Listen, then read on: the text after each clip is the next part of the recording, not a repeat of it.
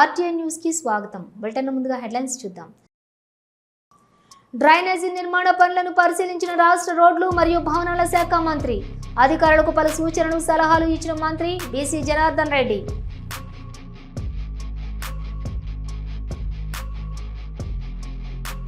Madhapur DCP Vineet ఆధ్వర్యంలో భారీ cordon search operation. పెద్ద మొత్తంలో నిషేధిత వస్తువులను స్వాధీనం చేసుకున్న పోలీసులు. పోలవరం ఎడమ ప్రధాన కాలువ పనుల పురోగతిపై మంత్రి నిమ్మల రామానాయుడు వీడియో కాన్ఫరెన్స్ లో పాల్గొన్న ఇరిగేషన్ అధికారులు.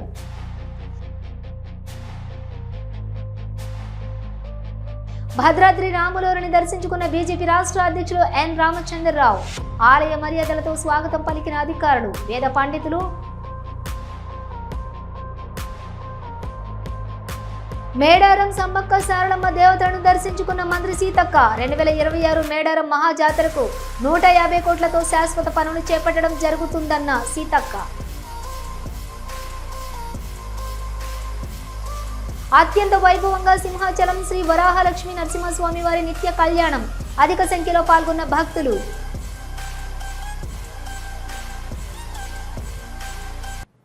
కర్నూలు బనగానపల్లె పట్టణంలోని జుర్రేరు వాగు సమీపంలో బంగారమ్మ తోట దగ్గర నిర్మిస్తున్న డ్రైనేజీ నిర్మాణ పనులను రాష్ట్ర రోడ్లు మరియు భవనాలు, పెట్టుబడులు, మౌలిక సదుపాయాల శాఖ మంత్రి బీసీ జనార్దన్ రెడ్డి పరిశీలించారు. బంగారమ్మ తోట దగ్గర డ్రైనేజీ అభివృద్ధి పనులను అధికారులతో కలిసి పర్యవేక్షించి పలు సూచనలు, సలహాలు మంత్రి బీసీ జనార్దన్ రెడ్డి చేశారు. ఈ కార్యక్రమంలో అధికారులు తదితరులు పాల్గొన్నారు.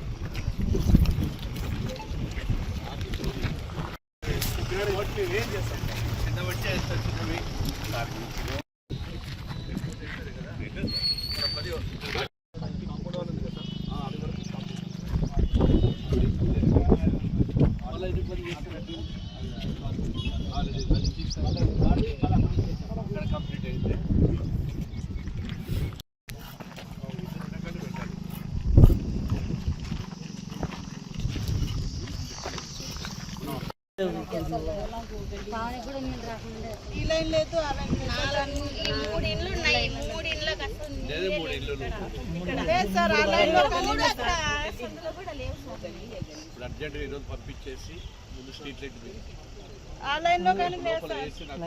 ఈ 2 లైన్లో ఏమవుతుందో చూసి లైట్లు వేసి కార్నర్ కూడా ఏమవుతుంది లైట్లు ఒకటి చూస్తున్నది बढ़त में मालूम मेरे को गुजरात से पोस्टल में काम करता था సాయి ఈ బీవీ సుబ్బారెడ్డి ఫంక్షన్ హాల్ పట్టుకొని ఇప్పుడు కొత్తది మంది వర్క్ జరుగుతూ ఉంది ఇక్కడ కాలువలు ఆ ఎదురుగా 2 లైన్లలో వాటర్ లేదు. నువ్వు వచ్చి చెక్ చేసుకొని ఎక్కడి నుంచి ప్రొవిజన్ ఉందో చూసుకొని నాకు ఎస్టిమేషన్ వేసి ఇవ్వండి. ఇక్కడ వచ్చే మురళి చెప్తాడు. ఇప్పుడు జస్ట్ ఆ ఫంక్షన్ హాల్ పక్కనే ఒక సన్న సందు ఉంది, ఒకటి 3-4 ఇళ్ళు ఉన్నాయి. అవతల ఇంకొక రో ఉంది. ఈడ వాడు మధురెడ్డి ఉంటాడు. ఎవరు నువ్వేనా రెడ్డి ఉంటున్నది? మన స్పేర్ పార్ట్స్ మధురెడ్డిలో కాలువలు వేస్తున్నాడు. వాడు చూపిస్తాడు నీకు ఇవి 2 ఇక్కడ లోకల్గా వెళ్ళవి. ఆ 2 కాలనీలకు వాటరు మీరే చూసుకుంటున్నారు కదా. ఇప్పుడంతా పనేపడతాను మీరే చూసుకోండి. లైట్లది ఇక్కడ మన సతీష్కి చెప్పేస్తాను. మాదాపూర్ పోలీస్ స్టేషన్ పరిధిలోని సిద్దిక్ నగర్లో మాదాపూర్ డీసీపీ వినీత్ ఆధ్వర్యంలో నిర్వహించిన భారీ కార్డినెన్స్ సర్చ్ ఆపరేషన్లో ఒక దొంగను పోలీసులు అదుపులోకి తీసుకున్నారు. ఈ ఆపరేషన్లో సుమారుగా 300 మంది పోలీసు సిబ్బంది పాల్గొన్నారు. ఈ తనిఖీలో పోలీసులు పెద్ద మొత్తంలో నిషేధిత వస్తువులను స్వాధీనం చేసుకున్నారు. వాటిలో గుట్కా ప్యాకెట్లు, భారీగా మద్యం సీసాలు, అలాగే అక్రమంగా నిల్వ ఉంచిన 40 గ్యాస్ సిలిండర్లు ఉన్నాయి. వీటితో పాటుగా సరైన పత్రాలు లేని 40 బైకులు, ఒక కారు మరియు ఒక ఆటోను కూడా పోలీసులు స్వాధీనం చేసుకున్నారు. శాంతి భద్రతల పరిరక్షణకు మరియు అక్రమ కార్యకలాపాలను అరికట్టడానికి పోలీసులు చేపట్టిన ఈ చర్య స్థానికంగా ప్రశంసలు అందుకుంటోంది. స్వాధీనం చేసుకున్న వస్తువులు మరియు అరెస్టు చేయబడిన దొంగపై తదుపరి విచారణ కొనసాగుతుందని పోలీసులు తెలిపారు. ఇలాంటి ఆపరేషన్లు భవిష్యత్తులో కూడా కొనసాగుతాయని డీసీపీ వినీత్ స్పష్టం చేశారు.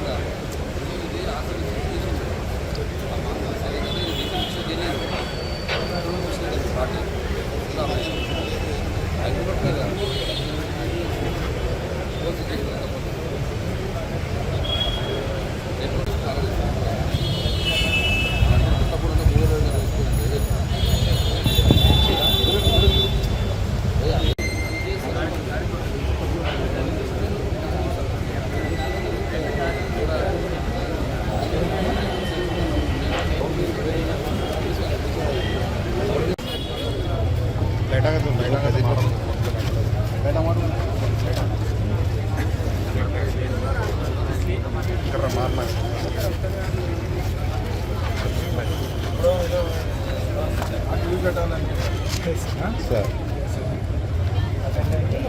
like either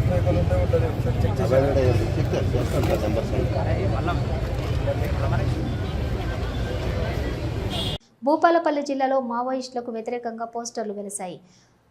ముకునూరు, నీలంపల్లి, బూరుగుగూడెం, సర్వాయిపేట గ్రామాల్లోని కనిపించిన ఈ పోస్టర్లలో మావోయిస్టు అగ్రనేతలు పాత సిద్ధాంతాలను విడిచిపెట్టి ప్రజల జీవన విధానంలో కలవాలని కోరారు. మేధస్సును ప్రజల అభివృద్ధికి వినియోగించాలని, ఇది మావోయిస్టు ఆత్మ పరిరక్షణ ప్రజాఫ్రంట్ పిలుపు అని రాసుకొచ్చారు. ములుగు జిల్లాలోని మావోయిస్టు వారోత్సవాల నేపథ్యంలో కన్నయ్యగూడెం మండలంలో ఎస్ఐ వెంకటేష్ ఆధ్వర్యంలో పోలీసులు విస్తృత తనిఖీలు చేపట్టారు. ఛత్తీస్గఢ్ నుంచి కన్నయ్యగూడెం ప్రధాన రహదారిపై వాహనాలు తనిఖీ చేపట్టారు. అనుమానాస్పద వ్యక్తులను విచారించారు. మండలంలో ఎలాంటి అవాంఛనీయ సంఘటనలు జరగకుండా బందోబస్తు ఏర్పాటు చేసినట్లుగా ఎస్ఐ వెంకటేష్ తెలిపారు.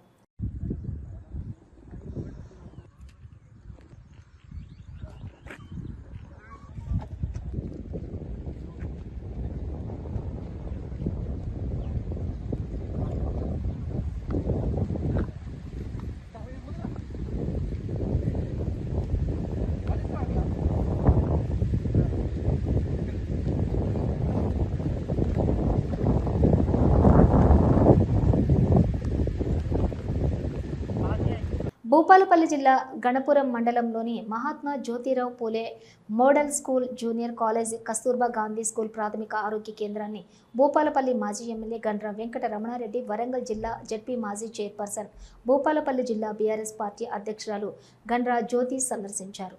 మోడల్ స్కూల్ మరియు కాలేజ్లో 380 మంది విద్యార్థులు ఉంటే అందులో 220 మంది బాలికలు ఉన్నారు. ఖర్చు కూడా పెట్టాలి. మా కార్యకర్తలకు ఇచ్చినాం, మా కార్యకర్తలను సంతృప్తిపరచడానికి ఇచ్చినాం అనేటువంటి పద్ధతిలో కాకుండా మరి ఇచ్చినటువంటి నిధులు సక్రమంగా ఉపయోగంలోకి తీసుకురావాల్సిన బాధ్యత కూడా మరి ఇక్కడ ఉండేటువంటి జిల్లా యంత్రాంగం పైన ఉంటుంది. ఎందుకంటే ఏదో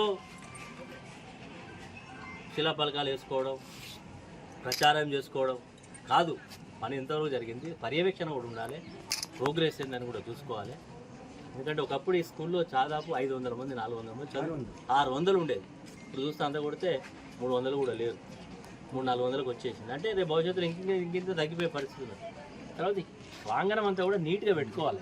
వర్షాకాలం వచ్చింది, అంతా గ్రీనరీ అంతా తీసేసి పిల్లలు ప్లేగా ఆడుకోవడానికి ఉండాలి. అది కాకుండా గతంలో మరి స్టాఫ్ మొత్తం చెట్లు పెరిగి రేలా చెట్లు పెరిగి బిల్డింగ్ మొత్తం కూడా డిస్మెంటల్ ఎవరు కూడా ఎవరు చూసుకోకపోవడం అనేది మరి ఇక్కడ ఏం జరుగుతుందో అర్థం కానటువంటి పరిస్థితి. పోలవరం ఎడమ ప్రధాన కాలువ పనుల పురోగతిపై మంత్రి నిమ్మల రామానాయుడు వీడియో కాన్ఫరెన్స్ నిర్వహించారు. ఈ సమీక్షలో irrigation special secretary G Sai Prasad, advisor Venkateswararao, ENC Narasimhamurthy, ఆయా ప్రాజెక్టుల ఎస్ఈలు, ఈఈలు, ఏజెన్సీల ప్రతినిధులు మరియు ఇతర ఉన్నత అధికారులు పాల్గొన్నారు. మంత్రి మాట్లాడుతూ డయాఫ్రమ్ వాల్ 25,238 చదరపు మీటర్లు పూర్తి చేసి 40% పురోగతి సాధించింది. డయాఫ్రమ్ వాల్ 373 ప్యానెల్స్ గాను ఇప్పటికే క్రిటికల్గా ఉన్న 130 ప్యానెల్స్ పూర్తి చేయడం జరిగింది. వరద కాలంలో కూడా డయాఫ్రమ్ వాల్ పనులు ఆగకుండా డివాటరింగ్ చేసుకుంటూ 2025 డిసెంబర్కు పూర్తి చేశాం. Gap 1 earth cum rack feel dam పనులు 2026 మార్చి నాటికి పూర్తి చేసే లక్ష్యంగా జరుగుతున్నాయని అన్నారు. Gap 2 ECRF dam designs CWC PPA ఆమోదం పొందిన వెంటనే నవంబర్కు పనులు మొదలు పెడతాం. పోలవరం ఎడమ కాలువ పనులు పూర్తి చేసి 2025 కల్లా ఉత్తరాంధ్రకు గోదావరి జలాలు తీసుకువెళ్లేలా చంద్రబాబు లక్ష్యంకు అనుగుణంగా పనులు పూర్తి చేయాలి. పోలవరం ఎడమ కాలువ పనుల పురోగతికి సంబంధించి నేషనల్ హైవే క్రాసింగ్ బ్రిడ్జిల పనులు ఆగస్టులోగా పూర్తి చేయాలి. గత 5 సంవత్సరాల పాలనలోని పోలవరం ఎడమ కాలువకు ₹1 కానీ ఒక తట్ట మట్టి పనులు కానీ చేయలేదని అన్నారు.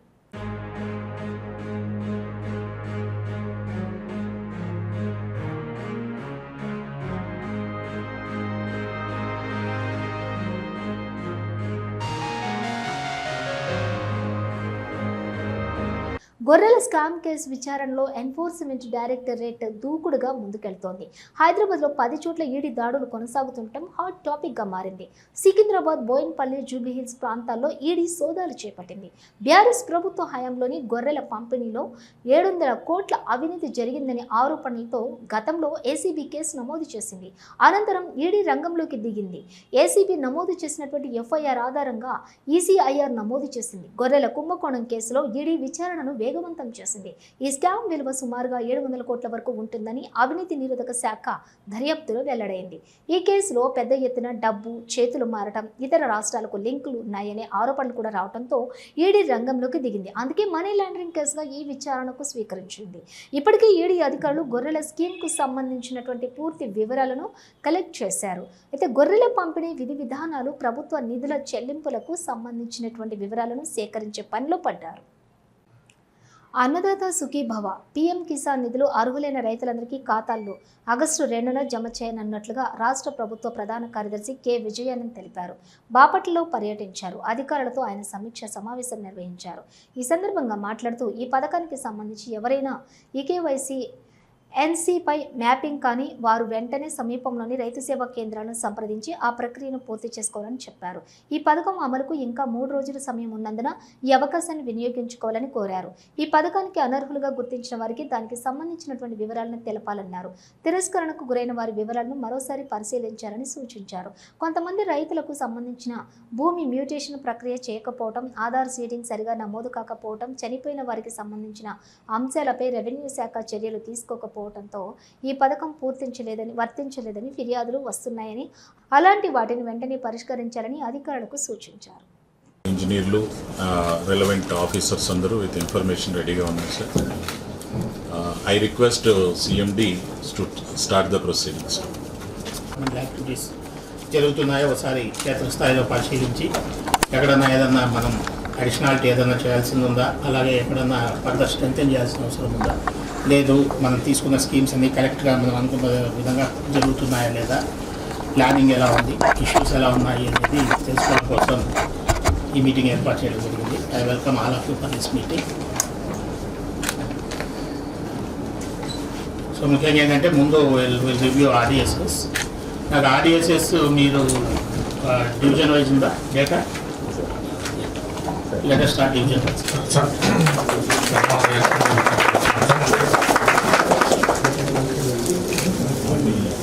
సార్ ఇది వన్ నేషనల్ వన్ ప్రోడక్ట్ అని అవార్డు వచ్చింది సార్.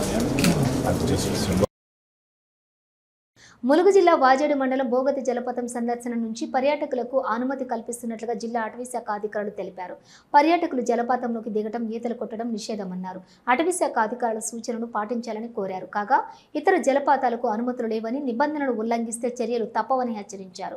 ములుగు జిల్లా వాజేడు మండలం చీకుపల్లి అటవీ ప్రాంతంలోని బోగతి జలపాతం సందర్శకులకు అటవీశాఖ శుభవార్త చెప్పింది. జలపాతం సందర్శనకు అనుమతి కల్పిస్తున్నట్లు జిల్లా అటవీశాఖ అధికారులు తెలిపారు. కేవలం సందర్శించడం కోసమే అనుమతి కల్పిస్తున్నామని, జలపాతంలోకి దిగేందుకు ఎలాంటి అనుమతులు లేవన్నారు. ఈ విషయాన్ని పర్యాటకులు గమనించి సహకరించాలని కోరారు. బెట్టింగ్ యాప్ల ప్రమోషన్ కేసులో టాలీవుడ్ నటుడు ప్రకాష్ రాజ్కి ఈడీ నోటీసులు జారీ చేసింది. ఈ కేసులో విచారణ కోసం ఆయనను ఈడీ అధికారులు బుధవారం హాజరు కావాలని ఆదేశించారు. ఈ మేరకు ప్రకాష్ రాజ్ విచారణకు హాజరయ్యారు. కాగా ఈడీ నోటీసులు అందుకున్న వారిలో విజయ్ దేవరకొండ, రానా దగ్గుబాటి, మంచులక్ష్మి తదితరులు కూడా ఉన్నారు.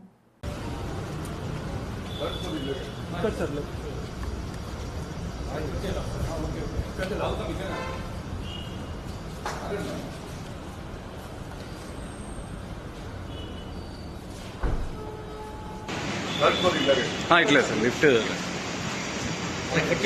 ఓకే ఓకే అన్నట్టు అవుతాం, ఇక్కడనే అవుతాం. Okay sir, sure.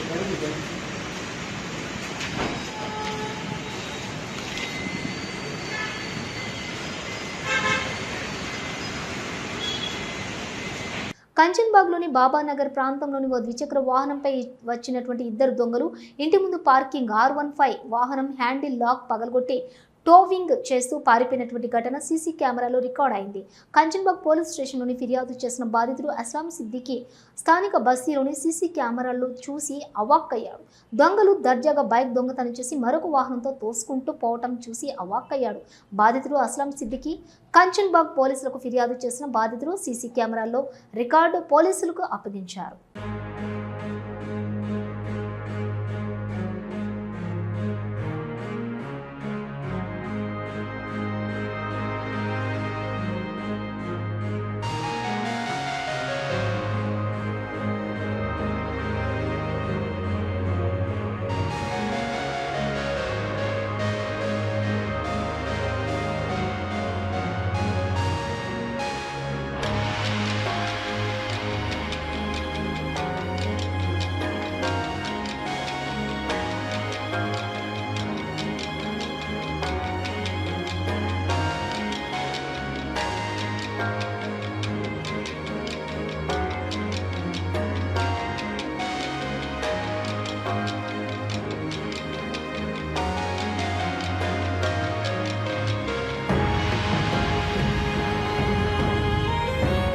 చిత్తూరు జిల్లా విజయపురం మండలం శ్రీహరిపురం కోటేశ్వరమ్మ ఇంజనీరింగ్ కాలేజ్ సమీపంలోని నిర్వహించిన రీకాలింగ్ చంద్రబాబు కార్యక్రమంలో రాష్ట్ర మాజీ మంత్రి ఆర్కే రోజా పాల్గొన్నారు. ఈ సందర్భంగా ఆమె మాట్లాడుతూ చంద్రబాబు నాయుడు ప్రభుత్వం రాకముందు ప్రతి ఆడబిడ్డ నిధి కింద ప్రతి కుటుంబానికి ప్రతి మహిళకు 15,000 ఇస్తానని హామీ ఇచ్చారని, రాష్ట్రంలో మరి అర్హులు సుమారుగా 2,75,00,000 మంది ఉన్నారని, ఒక్కొక్కరికి సంవత్సరం 3 నెలలకు గాను 15,000 చొప్పున ఇవ్వాల్సిన మొత్తం 35,000 కోట్ల రూపాయలతోటి ఆడవారికి వెన్నుపోటు చేసినటువంటి చంద్రబాబు పవన్ కళ్యాణ్ కానీ అధికారంలోకి వచ్చాక ఒక్కరికి కూడా ఇవ్వకుండానే ఆ హామీని తుడిచిపెట్టేశారని, ఇది ఆడబిడ్డలపై చేసినటువంటి పెద్ద మోసమని ఆరోపించారు. మీ పరిస్థితి ఏంటి? ఒక పండగ వస్తే మనం చేసుకోవడానికి ఉందా? పండగ వస్తే మీకు అమ్మఒడో, చేయుతో, ఆసరానో, రైతు భరోసానో లేదా 0 వడ్డీకి రుణాలు ఇచ్చేవారు. సో మీరు కూడా బ్రహ్మాండంగా పండగలు చేసుకున్నారు, ప్రతి ఒక్కరు ఇల్లు కట్టుకున్నారు, ఇంట్లో కావాల్సిన వస్తువులన్నీ కొన్నారు. కానీ ఈరోజు ఉండాలి బ్యాంకుల దగ్గర ఒక లేడీ కనిపిస్తున్నారా? ఏ షాప్లో అయినా వెళ్తే ఒకరు కనిపిస్తున్నారా? ఎందుకు? మీకు ఇస్తానన్నవి ఎగ్గొట్టారు, జగనన్న ఇస్తున్నవి ఎగ్గొట్టారు. దీన్ని ఏమంటారు?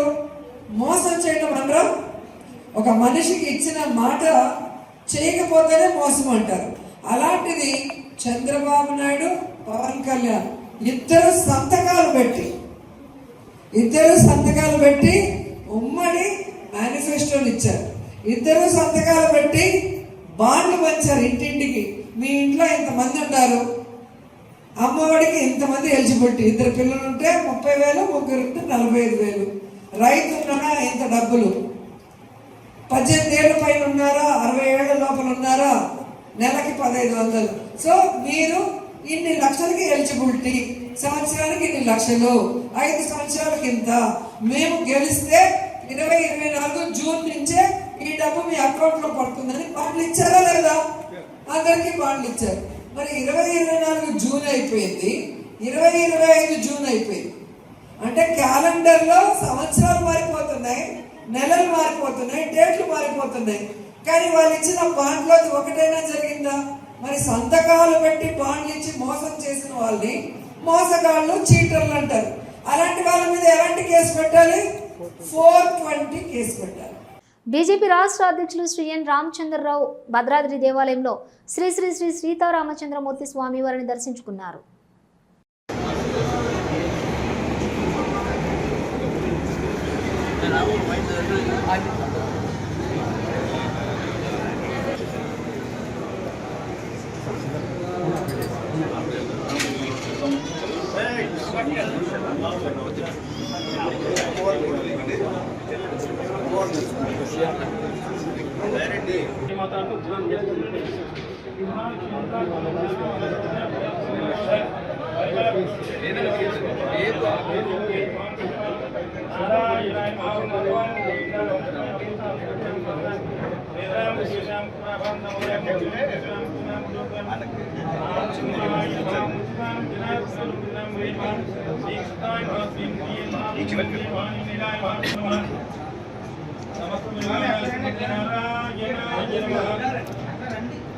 చెప్పండి. ఏతత్ సర్వం మహాలక్ష్మి దివ్య పాదారవింద అర్పితమస్తు.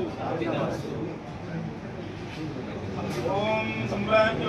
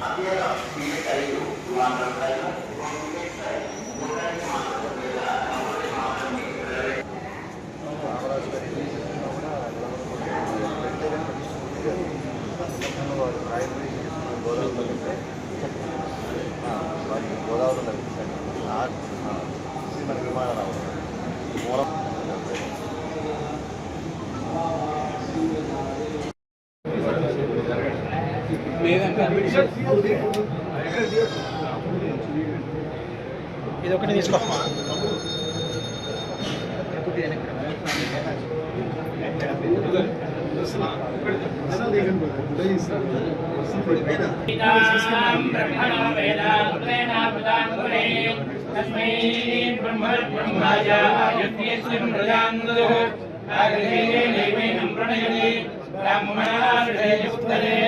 బ్రాహ్మణో వై సర్వా దేవతా సర్వావేవైనం దేవతా విత్తరతి యావదేవై దేవతాస్తాత్ సర్వా వేద విధి బ్రాహ్మణే సంతి తస్మాత్ బ్రాహ్మణేభ్యో వేద విద్యో దివే దివే నమస్కుర్యాన్నార్చేలంగే దేవతా దేవతా ప్రియాది ప్రజాం ప్రజాయర్షాయర్షా ప్రజామాయురాయ ప్రజాయర్షాయర్షా ప్రజామాయు ప్రజామాయురాయ ప్రజాం ప్రజామాయుద్ధనం ధనమాయ ప్రజాం ప్రజామాయుద్ధనం ప్రజామిది ప్రాజాం ఆయుద్ధనం ధనమాయురాయుద్ధనం చ ధనమాయురాయుద్ధనం చ ధనం చ ధనం ధనం చ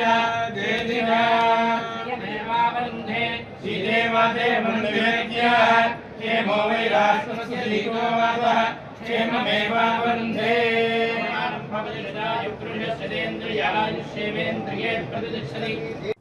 ములుగు జిల్లాలో ఆదివారం మంత్రి సీతక్క పర్యటించారు. మేడారం సమ్మక్క సారలమ్మ దేవతలను దర్శించుకుని మొక్కులు తీర్చుకున్నారు. ఫిబ్రవరిలో జరిగేటటువంటి మహాజాతర ఏర్పాట్లపై అధికారులతో సమీక్ష సమావేశం నిర్వహించారు. సమ్మక్క సారలమ్మ జాతరకి వచ్చే భక్తులు ఎటువంటి అసౌకర్యం జరగకుండా ప్రణాళికలు సిద్ధం చేయాలన్నారు. 2026 మేడారం మహాజాతరకు 150 కోట్లతో శాశ్వత పనులు చేపట్టడం జరుగుతుందన్నారు.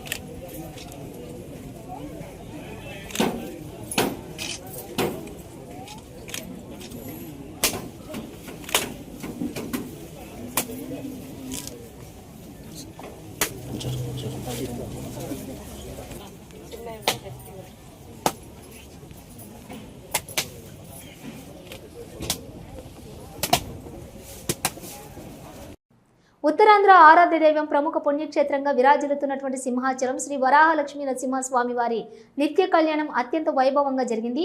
ఆర్జిత సేవల్లో భాగంగా అర్చక స్వాములు ఉత్సవమూర్తి గోవిందరాజస్వామిని ఉభయ దేవేరులతో మండపంలోని అధిష్ఠింపజేశారు.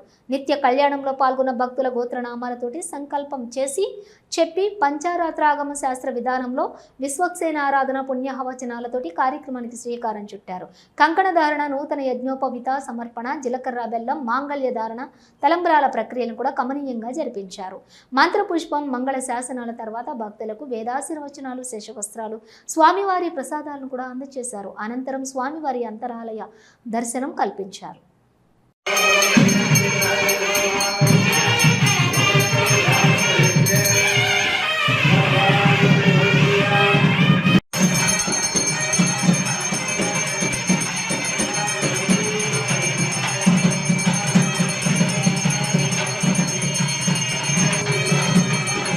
ఇవి బులెటిన్ విశేషాలు. మరో బులెటిన్తో మళ్ళీ కలుద్దాం. అంతవరకు చూస్తూనే ఉండండి న్యూస్.